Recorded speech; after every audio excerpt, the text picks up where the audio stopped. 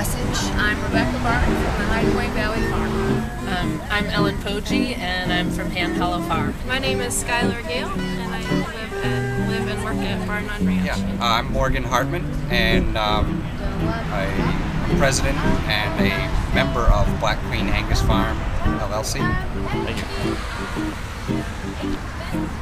My name is Layla Aguilar. I'm the sales and markets manager for the Shaker Mountain Canning Company and Shaker Mountain Farm. Sure. My name is Ruby Duke. My farm is Raven and Pork. Well, we came up with the name in 1986 when we bought the farm, and I grow pretty much all the vegetables you can grow in the Northeast. You know, lots of cooking greens, chard and kale. We're a 2-acre farm located in New Lebanon, and we also have a cannery on the same site.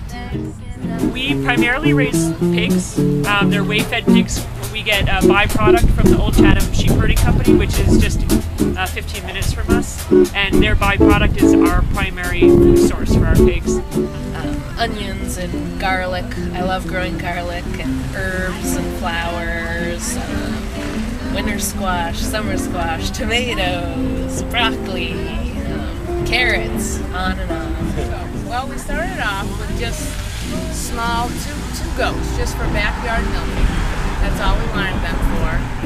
Nigerian dwarf goats, we chose them just because they're small and they're manageable for a small-scale farm. So, being backyard milkers, we just wanted milk for the family.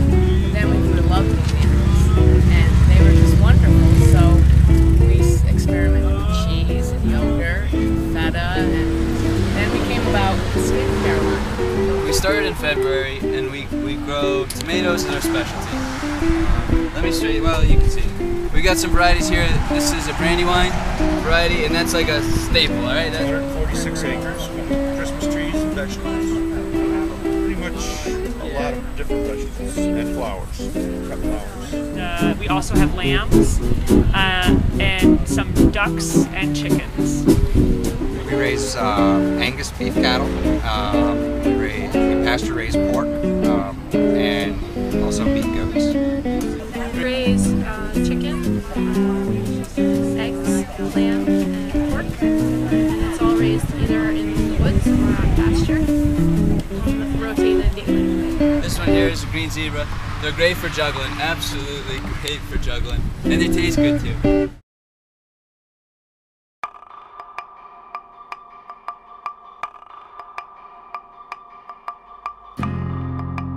Well, the local movement is essential nowadays with the gas prices and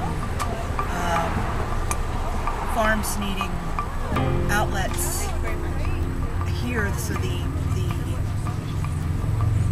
market grew up around selling goods to local people because we have no shopping here in this town, and plus people feel that local food is better for you and tastes better. So we feel it's important to keep it right here. And of course, at the abode, we grow food for all the people that live there and come to the retreats. So we have a big farm, 5 acres of vegetables, and we grow food for, on any day, meals for 30 to 50 people.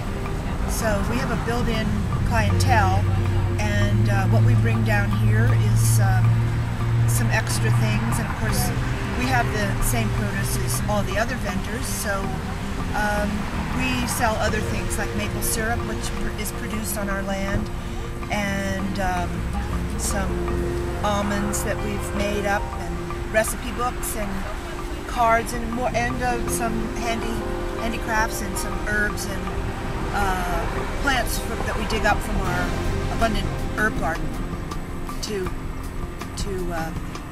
give people a chance to have some nice plants. Thank you.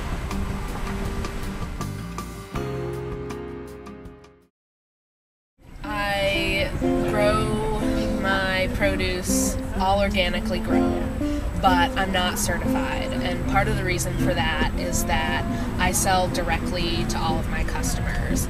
Most of my customers belong to a CSA that picks up at my farm, so they know how I grow things. They see it, they're picking in the field, they're talking to me every week about how their food is grown, or I sell at the farmer's market where we are here today. So I get to talk to all my customers, share cooking ideas with them, and they get really invested in the farm. And if I wasn't selling locally, I might have no idea who's eating my food, and they wouldn't know anything about me. So yeah, I wouldn't think of not selling locally. I sell local because it's the difference between night and day. I mean, we can get stuff to people, to chefs and the customers that is just so much better than anything else you can get at the supermarket. All our stuff, take a look, let me get a shot of this Taylor. It's all fine ripened and picked with the utmost care, and you can't get that at the store, you just can't. So direct consumer interaction, that farm to customer, that's why we go local. Can I help you, ma'am? Yes. I would love to have some potatoes. Is that right? Good choice. That's a great choice. So it'll be $6.50 for that. How do you cook squash blossoms? Best way is to cook them stuffed with a little bit of basil and some cheese. I like Parmesan. Stuff it with basil and cheese. You could use ricotta, mozzarella, goat cheese, feta, on and on and on. Then dip them in egg batter and fry them in a pan about 3-4 minutes aside.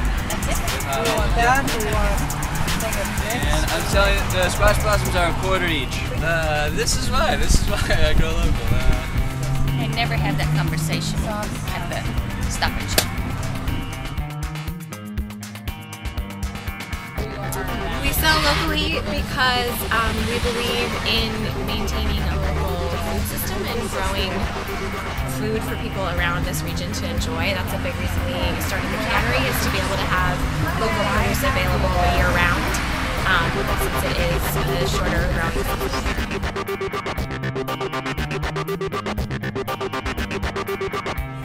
Well, I grow things locally, so it makes sense to sell them locally. It makes a smaller carbon footprint of the food that we're producing. It's one of the most important things, making sure that the food that you're growing is going to be accessible to everyone around you. We want to stay small scale. We love this type of town, and we just want to stay small scale. There's greater demand than there is locally produced beef, particularly grass-fed beef. A lot of our produce does go pretty far, just down to a couple hours away from here, but it's great not only for having it travel less, but also to really meet the community and have them meet us. I mean, it would be nice to make $1 million, but there's not a lot of small-scale people anymore. We've met more people in the past couple weeks that we've been at the farmers market than in the 3 years that we've been living 5 miles away. We tend to our animals personally every day. We milk by hand every day. And it's just a wonderful experience. And coming here with the goats and the children, seeing them every Sunday is just well worth it, to see the smiles on their faces. And What's her name again? her name is Bonnie. Bonnie. Yeah, any little break in the fence, and she knows. Do you have anything to do with, or planning to do anything with, the Columbia Land Conservancy? My landowner is working closely with the Columbia Land Conservancy. I don't own my own land at this point. I'm a tenant. So, I think the work of the Columbia Land Conservancy is something that allows young farmers like me who can't afford land to be able to have access to farmland. They're in discussions with the Ag Stewardship Association, which is based in Washington County, New York. Okay. But that's not, because the farm is actually in Rensselaer County. Yeah. But that is an ongoing discussion, and we'll see how it turns out. We actually currently lease 2 acres from the Land Conservancy, and are in the process of working with them to lease more land for our farm as our business grows. So we didn't expect to be farmers a couple years ago, and it's really exciting to be able to work with the Conservancy to help our business grow and our farming business. We're on family land. Oh, cool. And we're actually looking through the CLC for our own family. Truth is, I don't know what that is. No problem. But I know this. I'm putting down roots, and I wanna continue what I'm doing. I wanna be here next year. So if they can help me do that, I'm all for it. All right. Thanks, man. No.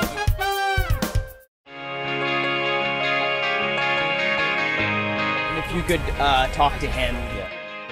Why do you feel the need to sell your produce local?